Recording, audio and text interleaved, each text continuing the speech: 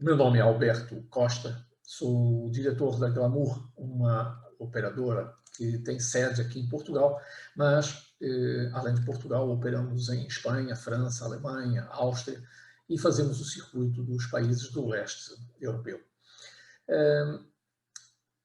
Este ano, como eu estava dizendo, foi um ano em que nós tivemos que apertar os cintos, porque apesar do piloto nem sequer ter avisado, nós percebemos que foi um ano muito turbulento.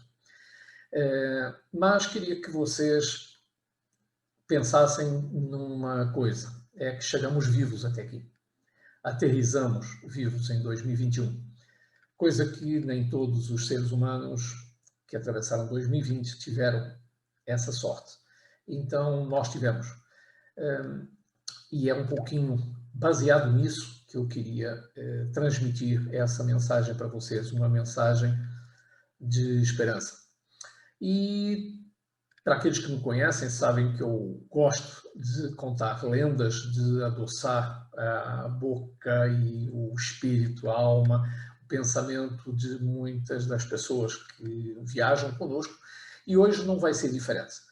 Acho que de tudo que estive pensando em falar para vocês agora, nesses 3 minutinhos, me ocorreu uma lenda que certamente muitos de vocês conhecem, mas que vem muito ao propósito dessa época que nós estamos vivendo. É a lenda de Prometeu e Epimeteu e de Pandora. Então, recordando as aulas de mitologia, quem é que foi Prometeu e Epimeteu? Eram 2 irmãos de quinta categoria, uns deuses, que tinham sido chamados pelos deuses olimpianos para acabar com o tédio deles. Depois da guerra do Olimpo, em que os deuses olimpianos tinham derrotado os titãs, aquilo ficou muito chato, né? Então, não acontecia nada, acabou a guerra, cada um tinha a sua função, e um dos problemas de ser eterno é exatamente esse. Depois bate o tédio, se não houver nada que os anime. Então chamaram 2 irmãos, um mais inteligente, mais perspicaz do que o outro, e Epimeteu, um indivíduo um pouco mais impulsivo, um pouco mais inconsequente naquilo que fazia. E esses 2 irmãos foram então encarregados de criar os mortais. Bom, com Epimeteu ficou a tarefa de criar todos os animais, e ele fez isso muito bem. E Prometeu tinha ficado com a função de criar os seres humanos. Bom, o que acontece é que, pela impulsividade de Epimeteu, o que acabou acontecendo é que ele colocou os animais todos em fila e foi distribuindo senhas com características, habilidades para cada um desses animais. Então, uns deu uma carcaça para se proteger, outros deu chifres, garras, asas, enfim, foi distribuindo tudo aquilo que era necessário, velocidade, enfim, língua comprida, enfim, todas as características que foram necessárias para ele se dar bem, né? O que acontece é que cometeu a leviandade de distribuir as senhas todas. O que aconteceu foi que, quando Prometeu tinha o homem para criar, estava tudo pronto com o irmão e ele não tinha nada para dar para o ser humano. Nesse caso, o que é que ele resolveu fazer? Resolveu invadir o Olimpo e roubou o fogo, que era exclusivo dos deuses, e roubou a astúcia. E deu ao homem o fogo e a astúcia. É exatamente por isso que vocês sabem que todos os animais têm, à exceção do homem, têm as características desde base, desde que nascem, necessárias e suficientes para se dar bem, né? Então, uma tartaruga nasce dentro de um ovo, no meio da areia, ela sabe como é que quebra o ovo, como é que escava a areia, e não tem dúvida nenhuma para que lado é que fica o mar, e sai correndo, batendo as barbatanas antes que a primeira gaivota a coma. E assim acontece com todos os animais, à exceção do homem. Esse, se tiver o azar de nascer na mesma praia, obviamente vai ser comido ou pelo sol, ou pelos animais, ou morrer de frio, enfim. Vai se dar mal porque nós nascemos sem rigorosamente nenhuma habilidade natural. Temos, no entanto, a herança de Prometeu, ou seja, a astúcia, e tivemos o fogo. Essa ousadia e inteligência, ou sagacidade, de Prometeu para ajudar a sua criatura, o humano, teve consequências, tanto para ele, que foi amarrado enfim, é uma outra história, mas foi amarrado a um rochedo e vinha um urubu todas as noites comer o fígado dele, o fígado a ser recuperado, renascia, e para ser comido novamente na noite seguinte, enfim.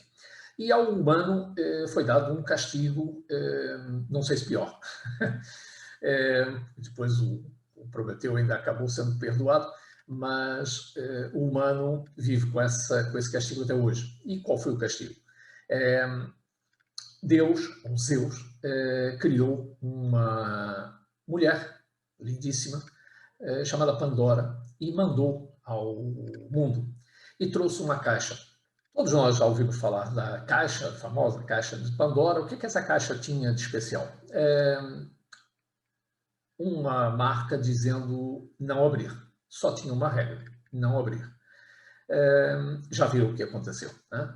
Pandora trouxe a caixa e, curiosa que estava, não resistiu e, obviamente, abriu a caixa, libertando todas as desgraças que nós temos no mundo. Todas as pandemias, todas as doenças, todas as guerras, as discórdias, que hoje chamamos de fake news, enfim. E, portanto, libertou tudo isso.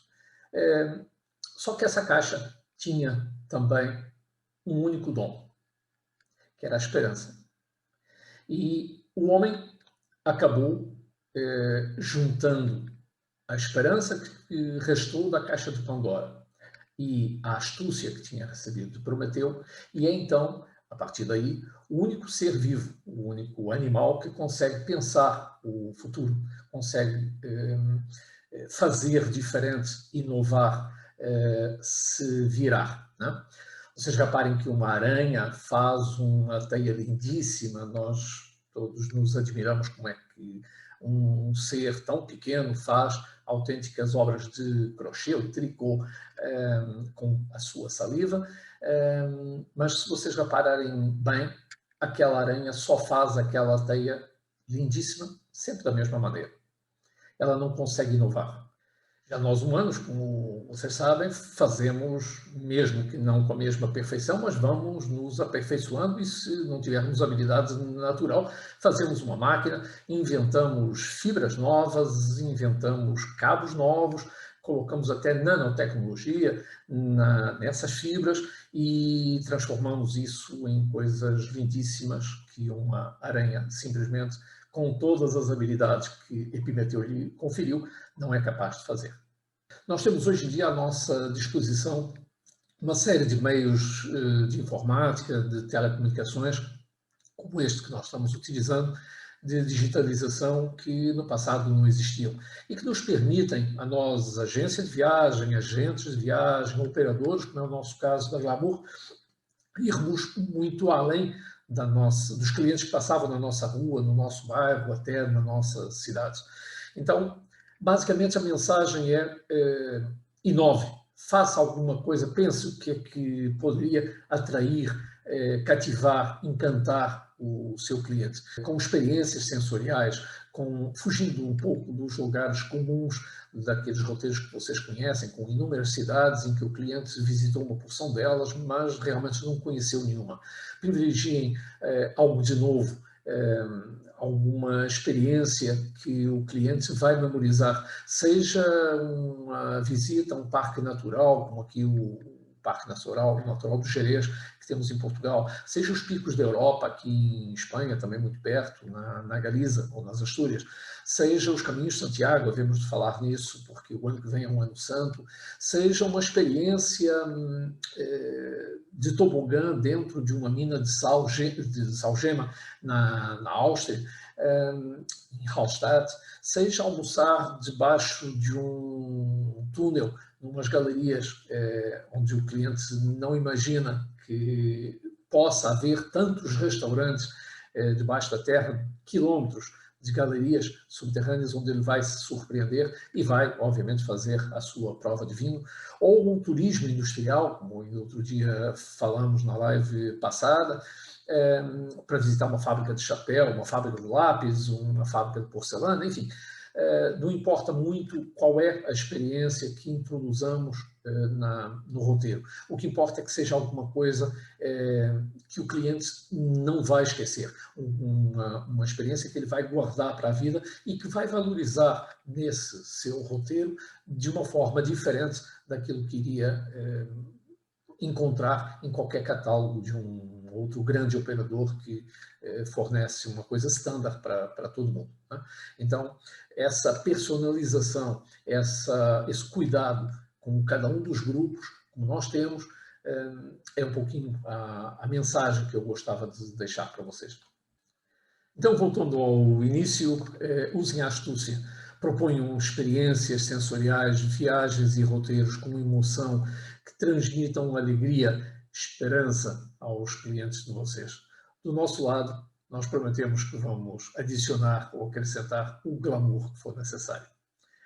Saúde, paz a todos vocês e às famílias. Muito obrigado.